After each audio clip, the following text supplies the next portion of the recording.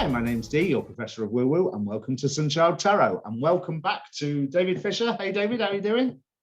Hey, Dee, doing good. How are you?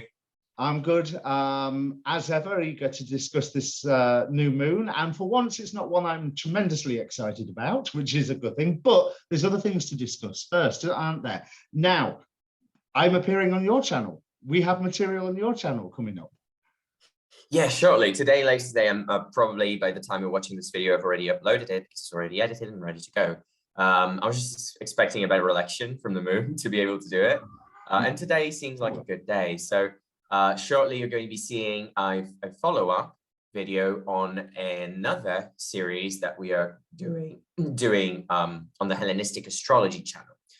This is my friend our friend Elsa's new channel.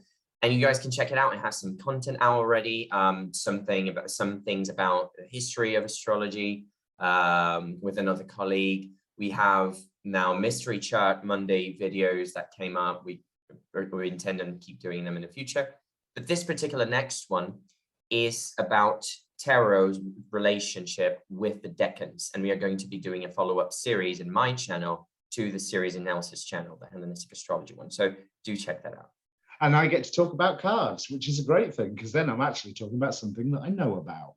So it's back to things that I know nothing about. Let's have a look at what do you think about this new moon and the new moon chart? Because everyone's making a big thing about the new moon being conjunct Chiron. I don't really want to focus on it too much because there's so much good work out there about this whole issue.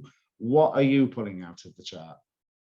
Well, there's a lot of love and light talk around astrology. We know that for sure. And that's what attracts many people on YouTube to click on those videos because they want to hear a good thing that they can extract from the whole scenario. But I'm not here to cover you, pamper you and protect you from the truth. I'm here to tell you how things are looked at, in my view, in the Hellenistic perspective, so we can derive some actual understanding of our own experience. Because you see, there's a value on telling you what you can do positively, of how you can think positively of about a situation, but only after you addressed how it's hurting you.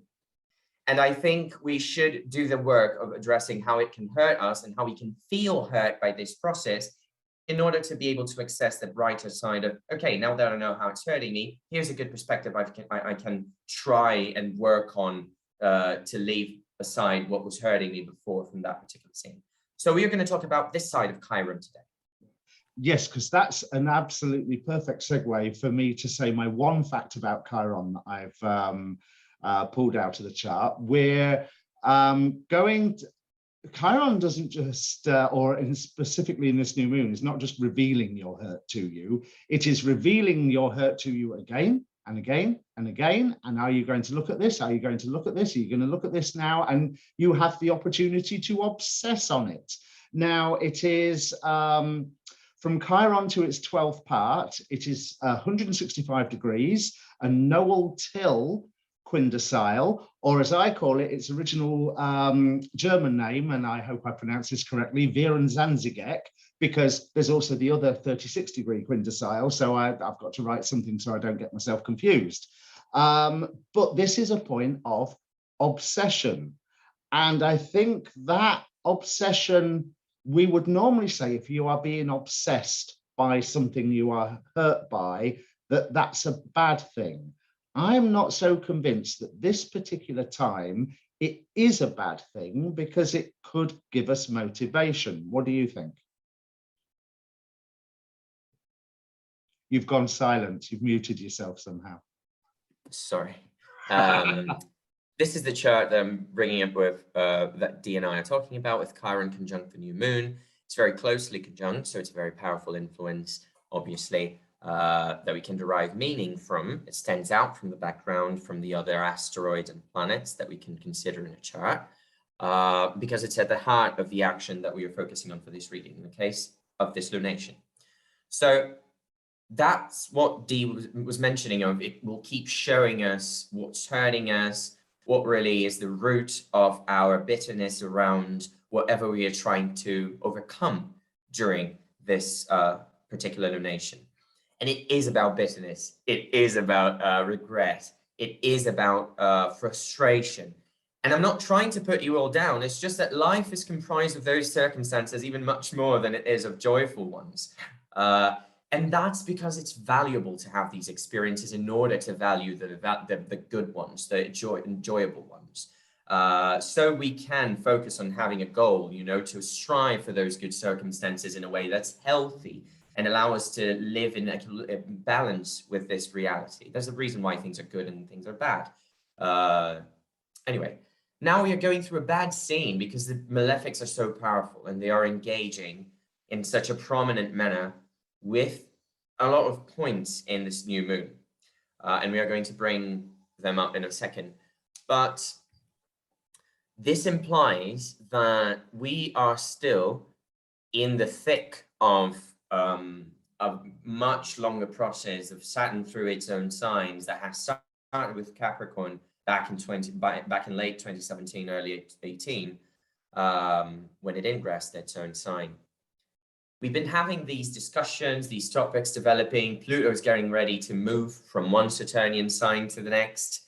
So all of these factors suggest a lot of shifts societally speaking, and that means personal changes in perspective, you know, how we should build our future in my generation's case, for the society that we want, that will be more environmental friendly, that will be more aware of issues that are in vogue now and things like that. What are we going to do? This is the moment to exchange those ideas, much like for the people born back in the late 60s, early 70s, the 90s, the early 90s, with the Saturn going through Capricorn and Aquarius. It was much of a reshaping of the organization of the world at the time that really impacted their notion of how they should build society from the technology that was available, you know, and all of that. So I just want to put that out, that larger perspective out there, because the whole pandemic thing and the whole war thing is not gone, and it's still impacting our reactions to it socially, individually. And before also, we move on, I'd like to just ask, because this Chiron, well, something that you said about being part of a longer process. I had meant to introduce the video was saying that, you know, hey, I'm back, because it feels like so long ago that we did this last video. It was 2 weeks. And it feels like an absolute age, not because it was a long time, but because it was a very full time. So much seems to have been occurring. There's too much packed into it to process, and thus it feels like a long process, longer than it actually. And in some ways, it is a longer process than time itself can account for, because, you know, our eternal souls and the way they can perceive and process things in this mortal form that is inserted in time is limited, you know, in its ability to deal with all of that within this body. So yeah, that's why it feels the soul kind of had much more time inserted into it at once by means of experience than our bodies had time to process, perhaps. Yeah, that's that would make a lot of sense. And just put it, it's what you were saying. I just put it in other words because I thought it would be a good illustration, perhaps. But you have the malefics then being very prominent. We still have Venus co-present with those two malefics in Saturnian ground. Mars doesn't have any dignity except from bounds, which is good. At least it has some. But apart from that, it's not moving according to its own beat. It's moving according to Saturn's beat, which can, for Mars, feel very much dragging, in Aquarius especially. In Capricorn, it understands better and it's able to balance things better. But in Aquarius, it really gets frustrated if it's being impeded to do things. But it will require Saturn to give its own resources to it so it can act out its own significations in the world. And Saturn will give them to Mars because it's entering by bound. So Saturn right now, which means limitations, authority figures, old people, all those things are empowering, in other words, Martian things to happen. So it's not going to be uncommon to see an old person in the family and their situation being a trigger to some war amongst siblings, which are also both significations of these malefic planets together. And situations like that. This is what I mean by Saturn empowering Mars. You will see Martian things coming through in Saturnian scenarios through Saturnian people. Yeah. Okay. This is one thing to remember. Marginalized individuals rising up against injustice much more at this time. And I'm not giving any specific examples. It's just an illustration of what Saturn means, and then the rise up that Mars brings with it, still playing into the Saturnian realm and Saturnian tools, but manifesting the Martian spirit, the Martian face, the Martian, yeah. I didn't use face in the technical term here. It was just meaning as a mask. Yeah. More like. But yeah, and the new moon is happening in a malefic sign ruled by Mars. So that's why I'm not sugarcoating it. I think it's important for us to recognize that much of our desire is being dictated by our need to rid ourselves, for once and for all, from the things that have been feeling like they have been dragging us, and they have been setting us back. You know, yeah. Saturn is in its own domicile, so we can readily access, oh, if only I hadn't made that choice. Now I have to correct it. Or if only I could move faster with this, or if only those resources were readily available, I could just deal with it. And until Mars perfects that conjunction and moves away from it, we're probably not going to be feeling those resources and things we need coming in the speed that we need. But that will allow us to have such a deep perspective on why our situation is the way it is now and why we feel so stuck. So that's the uniqueness of perspective that Saturn provides to us as it's in its own domicile. If it weren't in its own dignity, we could expect some of these mishaps, some of these setbacks to actually be quite detrimental and not only frustrating. They could be things being taken out of us from hubris action, you know, because of hubris that we had and just acted out on impulse and things like that. But Saturn being powerful here, it just teaches us a lesson about patience and about structuring, and how important it is to help us move forward faster when we must. So in summary, even though it's all horrible and we're focusing on our hurts and pains, it's all good. Yes, in a way, we are going to be allowed to focus on our hurts and pains because we have a base to step on, you know, because we have some ground that we can grow on right now. And Venus guarantees that, especially being out of her enclosure at the moment. It guarantees that we are driving ourselves to a more concrete, I know that's not the word for mutables exactly, but Saturn's going to stay in Aquarius. And according to our future planning, whatever Saturn signifies, we are going to be better structured, and we are going to have a better sense of future and how we can let go of some things and which things we can let go of in this mutable area in order to achieve that longer term goal. This is the mutable happiness that we're about to ingress. Mars is going to go there pretty soon after Venus, so don't get your hopes up too high. There are still some things, you know, some glitches, but better than we have been experiencing so far. Much better. The air is just lighter than it has been so far during this year. It's going to get thick again at some point, but not now. That's what's important. So I was talking about that in order to address this malefic character. Yes, it's all good, even though it feels like shit. We are allowing ourselves to feel like shit in this moment because we can, because we have the grounds to. And that will allow us to have some perspective. So do yourself some favors and allow yourself to have some good times, to look for things that are enjoyable to you, but completely out of your ordinary routine, because you will need those outlets, whatever they are. Some of us, myself included, that's why I'm using this example in particular, think that it is bad to enjoy yourself in a time where you are feeling a burnout from work, or feeling like you have too much to think and control, Well, there are things right now that no matter how much you want to, you cannot accelerate their process, even though you hope that they'll happen quick enough. And that's the Mars-Saturn conjunction. And Venus still answering to Saturn. Things are slow, and they're meant to be like that. The process is meant to be dragging. So you can have this perspective on patience and how important it is in the whole process, you know, so you can have a broader view in order to take more informed action, you know, of what actually is going on around you. So it's all good because you have availability of resource to give yourself, at least if at the very least, you can buy yourself some time, literally, you know? Yeah. And that should be something in the present that you should focus on if your situation is worse in every other area.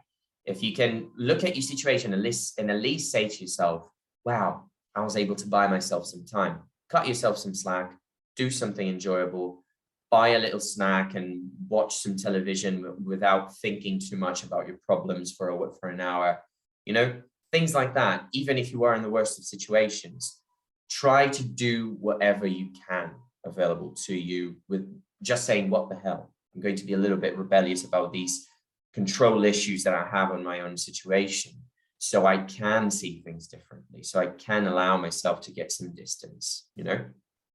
Yeah. So there's also, so we've got the Mars-Saturn conjunction building up.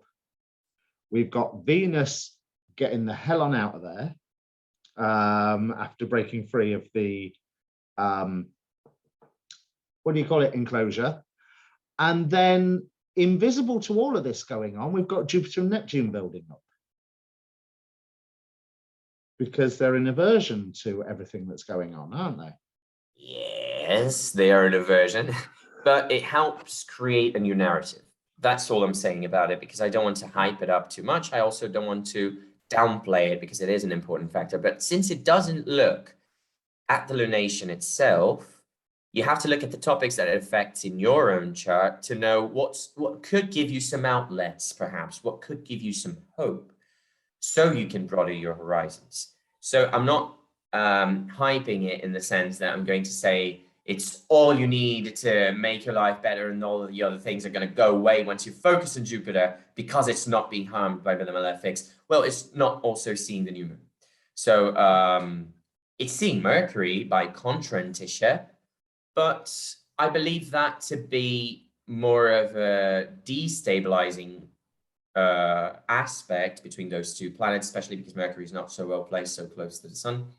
It's too weak in one sense. Yeah. So our rational capacity here to really, I mean, we are moving fast and we are going to be making decisions on the spot at face value. But it's good that we do that right now. And again, that's part of what's going to be making the situation a little bit heavy, and part of the contrantition to Jupiter, in the sense that it feels like Mercury is not allowing us, because of, you know, minor details or factors that keep adding themselves to the equation to make the situation somehow heavier than we already feel it is, because that's the gist of it right now. We feel like those things keep being added in, and that's going to add in more frustration in terms and debate in terms of what we are trying to aim at in regards to what we are seeking as comfort in that Jupiter-Neptune conjunction. Yeah. What does that translate as? If you think that the things that you're doing for pleasure and in any leisure activity right now that are going to give you an outlet are going to be long-lasting, if you think that they're going to be long-term relationships, depending on your current situation in your own chart, they might. But that's not what I think for this particular full new moon in general. I think that's not available to you, that long-lasting, long-term quality of it, unless you have really good malefics in your chart and have really good connections of this particular moment to your own personal narrative. Then that's another specific story. But in general, this description for me is like realizing that you cannot hold on to things that feel too good to be true, because they generally are. And if you project all of your hopes and all of your patterns, Mercury, all of your ideals that of how the structure should function so you could get it your way. The sun's exalted in Aries, let's remember.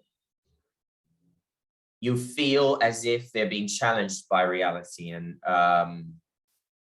the way it makes everything just go away as quickly as they seem to come in when they're good for you. And don't get too attached to that frustration. That's part of the Chiron experience as well. We should feel the instability of life right now. We should feel that time, even though it's given, it's not always constant in its quality. It's always constant in its pace, in its movement, but not always in its quality and its intensity. You know, sometimes you feel like, again, as Dee and I were saying, more time has passed because of experience.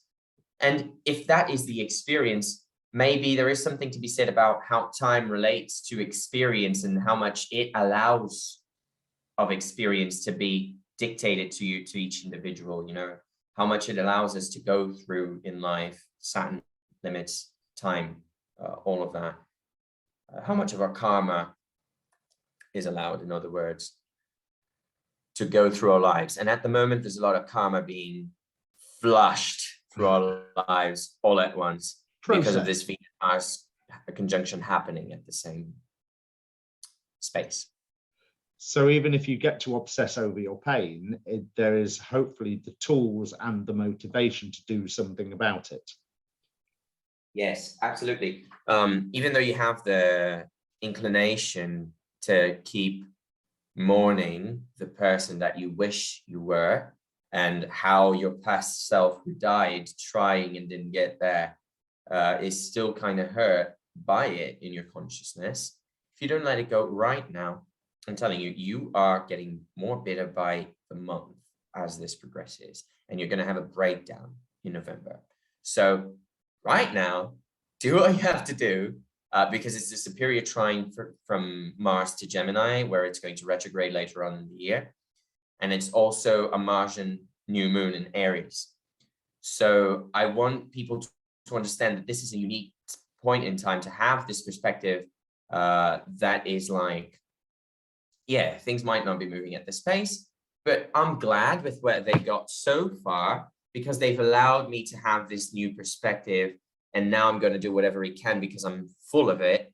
You know, I'm done with everything that's been going on, and I just want to break through. This has to be the impulse, because then you're doing the Mars movement. You're moving it according to Mars, therefore paying homage to this energy. You're being conscious of it and taking conscious control of choosing to look at the bright side and refusing to step down and standing your ground or just moving forward at all costs.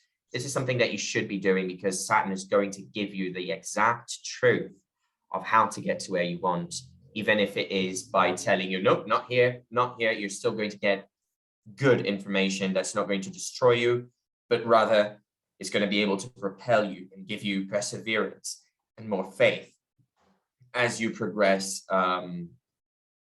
as Mars is trying to do right now. So there's an element here, muscle building, which will echo further on through the year of make or break, depending on what your attitude to that hurt is. You can obsess over it to do something about it or release it or what have you, or you can just obsess over it. Yeah, you have to release it somehow, and if you don't, you'll obsess. Absolutely. Now that is summed up perfectly by the angel and the demon of the quinance of this. If you want to stop the share for a moment, so yes, that you can see the cards. Thank you for reminding me. So 10 to 14 degrees, well, 14 degrees, 59 minutes of Aries. So if your birthday is around this new moon, your birth angel is Sitael, whose name translates as the god of hope.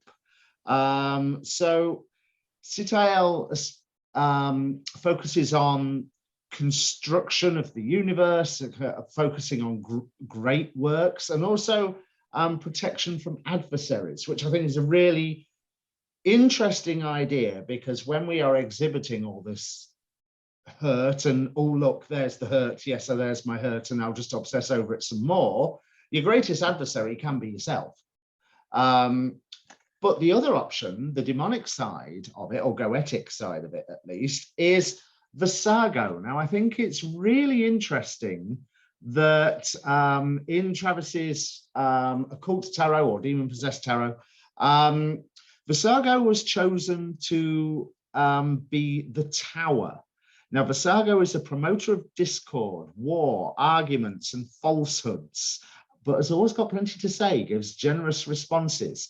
So there's beautiful opportunities to, with inverted commas, to exhibit your hurt to the world and to act upon that hurt.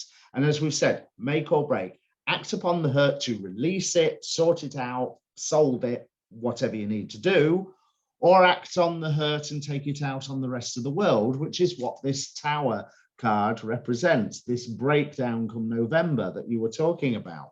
And it's amazing that you bring up the card of the Tower, because it's one of the cards that we addressed in that other tarot video that we were talking about on my channel, and also in Elsie's channel, about the first Aries decan and all the other decans, actually, because the Tower and the Emperor are associated with them, with the three of them, I believe. Yeah. But especially with this Aries 1 energy, I felt it all around me, in my friends' lives, in my own life, all of that disruptive energy of the Tower.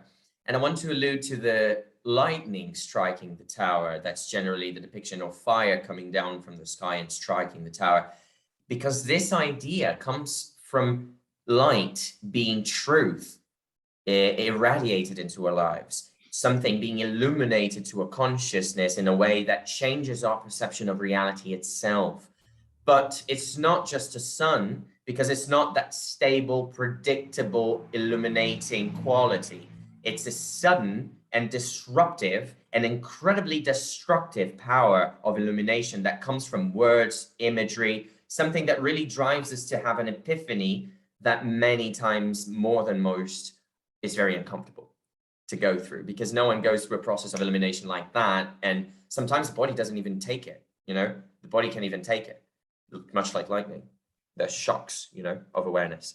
And that's a really interesting point, because certainly under the terms of modern astrology, it's semi-sextile, isn't it, between Uranus and this new moon. So a semi-sextile is described that not even the planets can't even see one another, but they are tapping their feet to the same rhythm.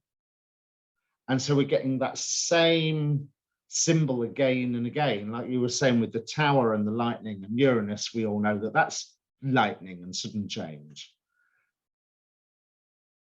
But I also want to address Mars, because Mars is in a square to that sign of Uranus, and it's tying back to what I was saying. I like what you're saying, but just to add, this a square to Mars and Uranus by sign in Saturn, which is going to be active throughout this year still. They're going to get really close to exact again, so pretty active.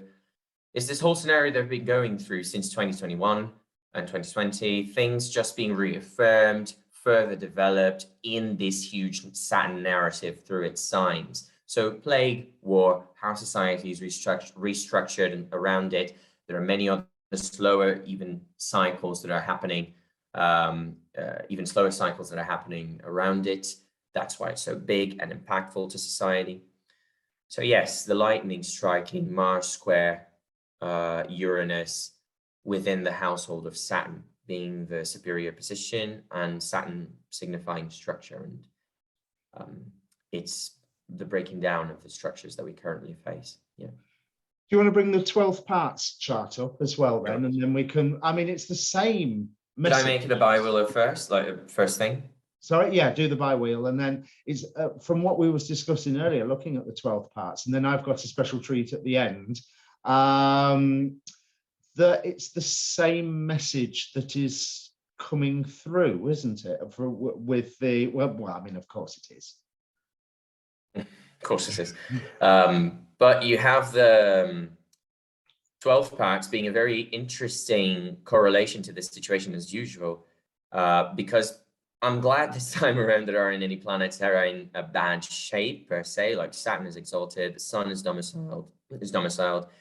Venus is in a benefic sign, but in 12 parts, but you do have some complicated aspects that really drive home the points that I was making earlier about frustration and shine a different light on it that we are going to try and expose here through our different approaches. You are going to talk about a yod, I believe, also that's happening in this particular chart. There's a really interesting yod that I found. But I want to mention something first, so I'll give it to you in a minute. Yeah, that's it. Give me the introduction and whip it away. There's yes. No, I just want to tease the audience. So you have a lot of aspects that I want to overview before we dive into each particular one, just so you have an understanding and a broad view of how this chart is full of information. So you have Jupiter being connected to the Jupiter's 12th part being connected to the south node by sign, and close enough by degree, I would say, to, they're applying to each other, the same as Jupiter in the sky applying to, or in transit, applying to the transiting nodes themselves by sextile and trine. So there is some support there. You also have Saturn in the square to the nodes, a point also known as bendings, one of the bendings, and Mars applying to that same point.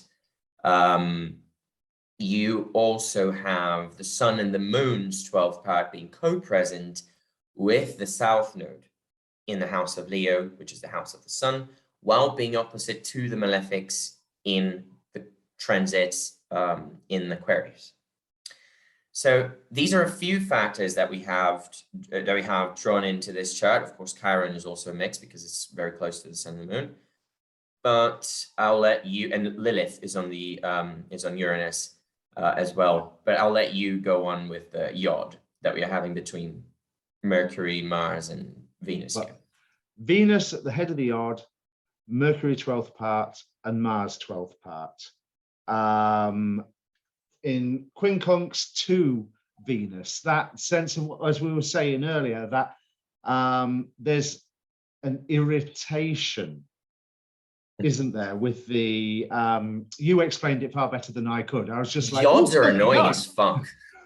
Yods are annoying. They're meant to be annoying. They're meant to be this kind of energy that doesn't seem to talk to another energy, but still motivating it, It's like that sextile between Mars and Mercury is motivating Venus to act in a way that she doesn't really see much sense in doing, but she's like, fuck it, I have to go this route. Because otherwise I won't have the capacity to get out of it any other way, and right now, as she breaks off the enclosure from the malefics there, as Dee was saying earlier, it will feel like much of an obligation in Venusian realms, which means giving us some pleasure and seeking out those opportunities for pleasure, an excuse. It will give us an excuse to go for them, sometimes in radically unusual ways from what we were accustomed to. And believe me, I have Venus in Aquarius natally, very close to where they are now. I know what's going on in that department. But yeah, you can expect that. What I liked from what you was telling me earlier is that irritation is that motivation towards the Venusian things, to making things nicer. So when we've got, I want to give the example that I said earlier. Can I? Yeah, go for it. I remember, sorry, it's just that I remember the one that I was saying, which is the Venus, the goddess. You can imagine, in fact, the goddess Aphrodite, like in her own chariot, driving in madly, compulsively, much like Cruella in 101 Dalmatians, that ending scene in the car when she's like full on crazy mode. I can imagine Venus kind of like that on top of a chariot, very beautiful and very frightening, being like, I'm going to turn all of you fuckers into Medusas if you don't do what I'm telling you right now. You hear me? You're not going to be able to grow anything on this land. I'm going to fucking salt everything if you don't go for you will enjoy yourself or die. You will enjoy yourself now, or you're not going to do anything anymore. And that gives me hope about that Chiron null till quintessile, or Vierundzwanzig, its own 12th part, that obsession about the hurt, Whereas there's this irritation to move towards something better. You have to move towards something better. You will find some joy in this. You know, and I'm deliberately saying it with that hiss and that, you know, it's that not an gritted option not teeth, to. you know. And I believe that that's also to be something to be said on that about the 12th part of the sun being dignified, much as the actual sun being dignified here, because we are talking about the solar quality in us, the spirit being what's heightened right now. So in the past, I've been advising you to not listen to that impulsive action inside of you, even within the same parameters that we are establishing now of being in the Saturnian realm, being in the Saturnian situations. In the past, I've told you not to focus too much on the spirit and try to let circumstance speak to your spirit in order to build a better understanding around it and how you go about it. But right now is the moment to take things at face value. Right now is the moment where you act first, ask questions later. And I know that can be questionable, but you need to see what you are about. You see? And it's time to pull your finger out. You know, that Yes. this hurt is coming up for a reason. For God's sake, drop it. You know, cue Elsa with "Let it go, let it go." You know, can't hold it back anyway. That's very much it. And with the Saturnian ground, the cold mountain thing, the snowy mountain thing is totally appropriate. Castle building and all that. Yeah. Well, now and you can dressmaking with Venus involved in the mix. The ice dressmaking. That's also with Venus there. We talk about castle building or tower building. So we've got Virgo here knocking down the towers that already exist. But ruling the decan by night is the Goetic spirit Halfas. Now, Halfas builds towers and provides weapons and ammunition. So, you know, that's a little bit double-edged. But there is something you get to choose now. Do you build your tower out of hurt, or do you build your tower out of solving the hurt, letting the hurt go, using the hurt to fertilize the land? Yes. And right now, the malefics are giving us the opportunity because they are in dignity enough to allow us to build off on, of harsh circumstances. They are here to teach us some endurance right now. And they have all the tools available for us to endure it. But you also have to pay homage to the Saturnian spirit and to the Martian spirit by acquiring some of their nature while keeping your head on the higher nature of the situation. You know, so you need to try and be as fast-paced as you can, as steady fast as you can, which are Saturnian and Martian circumstance things, which requires a huge amount of effort, which is why they're malefics, and thus a huge amount of discipline. So paying homage to these planets in your routine right now will pan out as awareness on your current situation of what you should cut off, because it's not going to pay out in the long run. And exactly what's been weighing on you, as soon as you discipline yourself, the things that are weighing on you become very clear, and you can really cut them out. Try not to make a fuss about it, but really make a point of doing so. And I say not make a fuss about it because Venus is there and she would like her way also to be taken seriously. So you're not trying to give yourself an outburn, you know, a burnout. You're not trying to give yourself a headache. You're not trying to give yourself a nervous collapse because you are inserting yourself in more than you can handle. That's the steadfastness comes from that, knowing your limits and respecting them and cutting out whatever doesn't respect those limits. So I think I'm being very clear on how you should deal with Saturn and Mars together, at the same time as you're trying to assert some needs and trying to realize and materialize some of your spiritual, egoic needs that are right now being stimulated.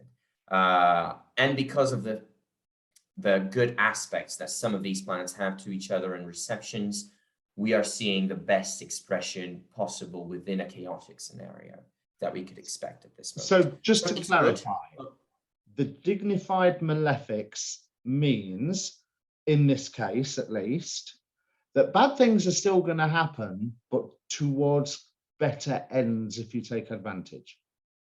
Yes. Mars being in Capricorn, we could perhaps say that Mars's significations are moving at a pace that is a bit more comfortable, and we don't have to even think about it because we can just relax on the pace that things have taken.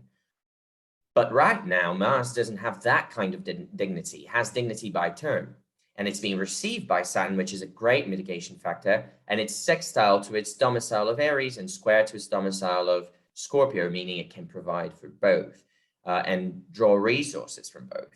So out of its own places of dignity, Mars is still not in the worst shape it could be. In fact, it's very mitigated. So you're still going to see its significations coming up harshly, but they are going to be presented as completely handleable or dealable. Handleable. That's not easy to say, is it? No. So you have a way to deal with it. And you have to deal with it. You have no choice, because if you choose to victimize yourself, you're going to overburden others around you that are going to cut ties with you. And I'm being very straightforward here, because everyone is not taking more than they can handle right now, because life is difficult right now. And this is what I'm referring to about the difficulty. It's already here. You already feel it. And find the joy, or else. Or else. Or else. It doesn't matter what you do. Get out of the house. Go see someone new. Go to the coffee shop, have a work from there, go to the ice cream shop or something like that. Do whatever you need, or even just take some time to walk around nature or your neighborhood and look at things and spend some time doing something that's completely out of the ordinary, so you can have some different perspective than the one you are obsessing over, like Dee was saying earlier.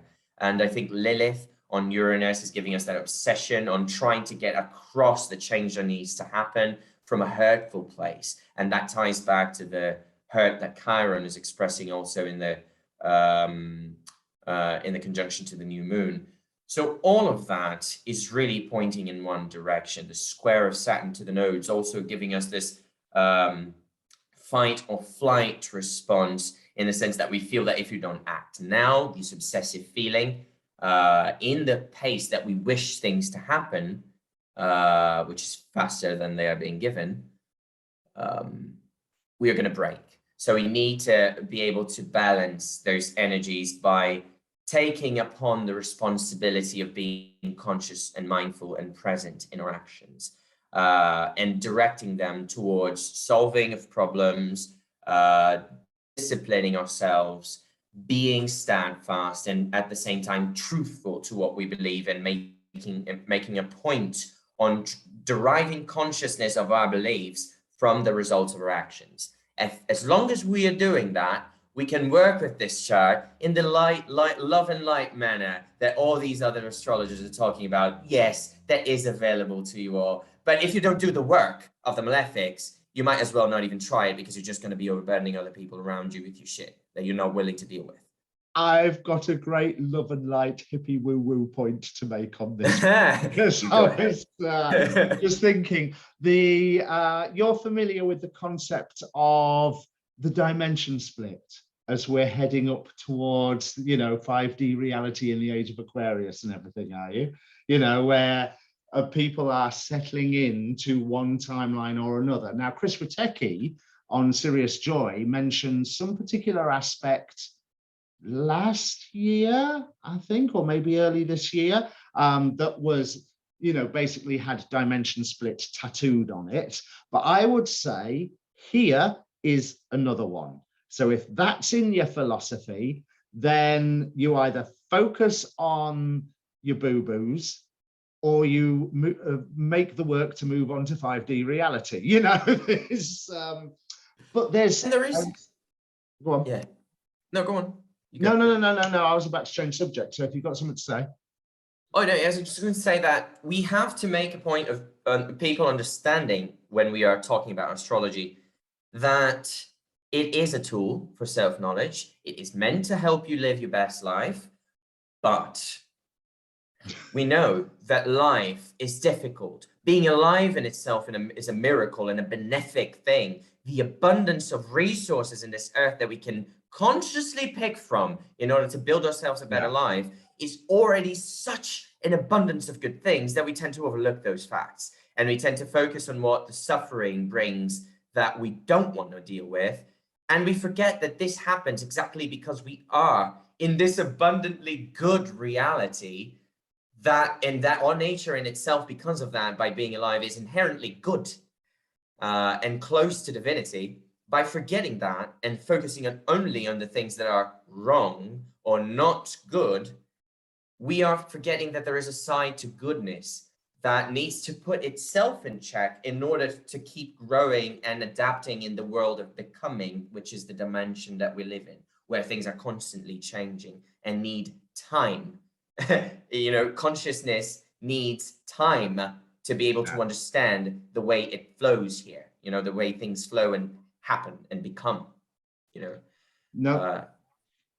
So we need to make ourselves aware of the harsh side and the evil side, and make ourselves a little bit more evil, which is not evil in the slightest. It's just, you know, more assertive, more malefic, in the sense that we make ourselves unlike these malefic planets in the higher consciousness sense, trying to achieve that better, the higher ground in our lives, which doesn't mean richness. It means just being able to sustain yourself and your narrative in a comfortable way. That puts a different slant on where I was about to go. If you want to release the share, because there's no point looking on the chart for this next bit. There's Uranus in this, to talking about trying to be a little more evil, or I would more say evil, you know, sort of the comedy aspect of it, the using the malefic assertion, using that driving force. This is quite an interesting new moon magically. Now follow me here. David's going to despair, because I'm going to tell the story exactly the same way I told you, David, about how I discovered these things. So I'm working through the chart. I go through each point individually, and the first thing that I noticed is that this new moon is Doctor Strange's Saturn return. Is because what have I got on my wall? Of course, I've put charts of comic characters in my system, and choosing my particular birth. We did whole videos on, you know, on dark fictional side characters. Yeah. So this where Saturn is right now is according to the chart that I created for Doctor Strange, choosing a 6 o'clock birth time. This is Doctor Strange's Saturn return to the minute. And I was like, oh, okay, that's interesting. Fine, fair enough. Move on. I'm not going to mention that in my new moon video. And then Mars is on Aleister Crowley's Saturn to the minute. And we also have Hecate conjunct Uranus, which I think is really quite interesting. But also conjunct Hecate and Uranus is the asteroid Oriola, which is about an exuberant, a mirthful, a celebratory attitude. So I was immediately, with all this Chiron 12th parts obsession stuff, I was like, thinking there's opportunity for plenty of magical people to be huddled over their candles and either releasing and inviting joy or creating some form of imprint for a better future, whether it's, you know, creative visualization or working with spirits in some form of evocation. And heads up, we're having a really good time for that in between the 7th and the 9th with the moon in Cancer. So you better watch out for that next week if you want to catch some very good elections, because pretty much a lot of things that you do in those days are going to be like really good for magical purposes. So yes, there is also the downside that the emotionally damaged that can't get over their hurt can also huddle over candles and do the whole evil sorcerer and wahaha thing. But there is a lot of welly here to actually put an imprint, if we talk in terms of Peter Carroll's Liber Null, to put a pattern onto the future as it is manifesting in front of us. We can add our own design to that and watch it spring into being. And there's also, we've got to get it we've got to get it right as well. We have Circe, and it's taken me a while to understand that, and it's what you were telling me, David, about with Venus. We've got Circe opposition Venus by 41 minutes. Do you want to, is this something that ties back to the Hecate thing? Because I wanted to add something to that. If it's not, you can, if it is, you can go on, but if it's not, I would like to. All I was going to say with Circe is look at the emotions that she was driven by turning everybody into, you know, and so there's right, the Venus thing that I was saying also, yeah. Right. There's a danger there of turning good people into swine, of, if you're operating from that hurt, turning what you value into something less than what it can be, rather than aiming for something more than what it is currently. Now, you were moderation is important, yeah. You was going to make a point. I was going to bring up a point about Lilith. Lilith's 12th part being conjunct Uranus, and that being conjunct therefore Hecate. So you have a lot of magic. Again, we are trying to push through, and Venus is trying to push through to find some enjoyment in this new environment, so we can have an inspiration for our souls to be truthful again in this chaotic mess that we find ourselves in. But with Hecate conjunct there, we should be really careful that we're not drawing on her energy to perform the magic that we are performing, because right now, any words that you put out there, which is magic, any intentions that you are feeling too strongly about, are going to create situations that are bigger than you can control. If you're a Harry Potter fan, you know that Crabbe in the books tried to light the room of requirement on fire, and he tried to cast some damn fire, I forgot the name, hellfire or something. I'm not conversant in Harry Potter. Yeah, hellfire, I think, into Harry, Ron, and Hermione, so that he would stop them from getting whatever they were trying to get, because they didn't even know what it was, the three Malfoy and his companions. And he lost control and ended up dying in the process, because he got stuck in the room full of fire and couldn't put it out. And it was one of the most destructive spells and charms to use for a wizard, and you had to be very skilled to understand how to stop it and control it.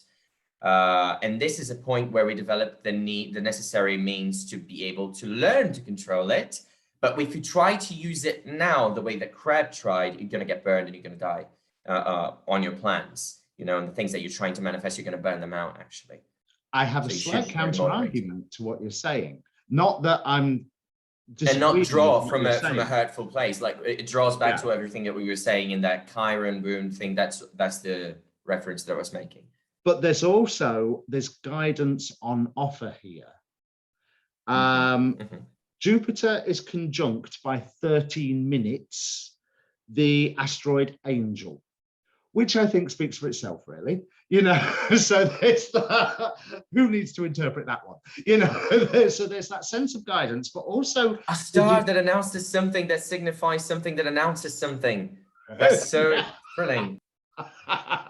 There is also the degree of this new moon is the degree Angel, sorry. The degree of the new moon is ruled by Hahaia, who is, I hope I pronounced that correctly, but there's, Hahaia's name means God the refuge. Now, Hahaia also delivers understanding of the mysteries, especially through dreams. I mean, quoting from the Book of the Hidden Names, call upon Hahaia to provide answers through dreams. The occult mysteries are revealed as Hahaia serves as a powerful spirit guide, delivering prophetic information about the future and guidance towards the higher self to steer us towards the correct path in life. So then when you've got that Jupiter conjunct Angel, basically giving that Hahaia energy, if you do any hocus pocus, talk to Hahaia first. Ask for her guidance, or his guidance, whichever, with whatever you are working at. But I would say This is an ideal, whereas new moon in Aries is traditionally a great time for starting things and setting things into motion. I think everyone, all the new moon videos that I've watched so far, everyone's going, yeah, this is not your normal new moon in Aries. No, it is not, which means you stand to gain so much more if you take advantage of it in the correct way. And the guidance, the magical, spiritual guidance, is there to illuminate that path for you. And weirdly, the first step on that path is obsessing about your hurt and then realizing I can't obsess about this anymore. I have to let it go, which is the new moon process, right? Is the whole thing of the moon completing a cycle around newness. How am I going to put forward things that I intend without any obstructions? That's the general energy of Aries. And it's happening in the second decan, very early on the second decan of Aries. So this is a teaser for the next time, but for the next videos that we're going to do, referring back to those channels again. We have the second decan of Aries being very lucky. The first and second are very lucky decans. But one thing that I noticed from the Picatrix, is it the Picatrix, or I think it's maybe one of the sources, maybe Rhetorius or Antagonists, I don't remember which. They're saying that they die early. The native dies early and suddenly. So I think that's the description. So there is this short-lived experience because something burns out too intense, you know, to sustain through a material longevity, you know? Yeah. So this is what I'm referring to also in be careful not to burn out yourself, not to put your car in front of the horses, because you're gonna need discipline and steadfastness. Because here is the obstacles, the problems, the blocks in the road that you are encountering right now are actually working to your advantage, because it is that Mars, Saturn, malefic energy out of Aquarius, isn't it? I think we've summed this new. Is there anything else you want to say about the new moon? No, I think we've driven. I think we drove it home pretty much. Yeah, I agree. Now, all the links, I would normally ask you what you're doing, but we know what you're doing, and all the links are downstairs, and go and watch the Decan videos. There will be a link. And I want to say something else. Oh, go for it.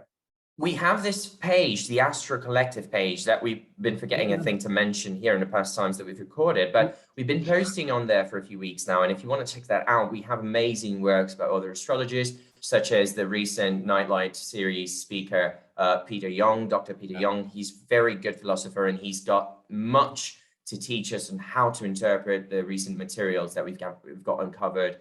And we need more academics in the field, because I feel like we have a lack of them. And there are lots of people who try to pass as academics in the field, but really don't even know how to start debates. And I feel like someone like Peter really can bring in a lot to the table in terms of allowing us to have an open mind about our sources in a way that allows us to really understand how they were viewed and how they relate to one another, and have a better understanding of the systems and correlations. Just shout out to Peter there. But the Astro-Collective includes him and other friends of ours, like Barbara Bumbelow. She has a beautiful blog and lovely posts on the ingresses of the sun and lunations. You have Two Mad Birds on Clubhouse, also integrating that page with Saffron and Jolly.